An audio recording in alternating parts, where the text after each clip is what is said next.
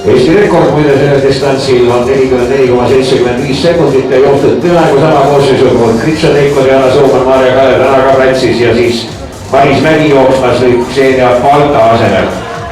Ja teist vahetust, kus nimelt Maris Mägi Eesti koondise eest jooksmas ongi. Lätlannatel see pika nimega Kulta Lampisjava Kuudar ja kolmas vahetus Maarja Kalev ja Iguna Tšenko.